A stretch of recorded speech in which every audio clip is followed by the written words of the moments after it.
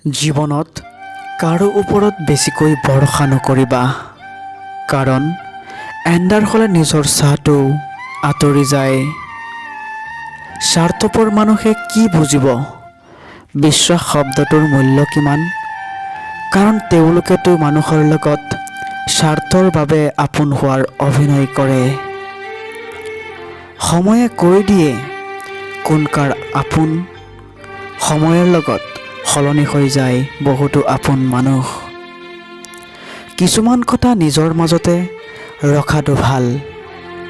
নিজৰ সকলো অনুভৱ সকলোকে জনাব নালাগে, কাৰণ সকলোৱে সকলো কথা বুজি নাপায় আৰু সকলোৱে সকলো অনুভূতিৰ মূল্য দিবও নোৱাৰে।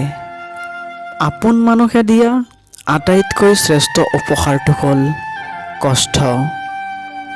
সেইজন তোমাৰ কেতিয়াও আপোন নহয় যিজনে তোমাক অকল প্ৰয়োজনতহে বিচাৰে। পৰিস্থিতিৰ লগত হাৰি বহি থকাৰ নাম জীৱন নহয়, বৰঞ্চ পৰিস্থিতিৰ লগত যুদ্ধ কৰি তাক সলনি কৰিবলৈ চেষ্টা কৰি থকাৰ নামেই হ'ল জীৱন। সময়ে বুজাই দিয়ে কোন কাৰ আপোন, কোন কাৰ বন্ধু আৰু কোন স্বাৰ্থপৰ।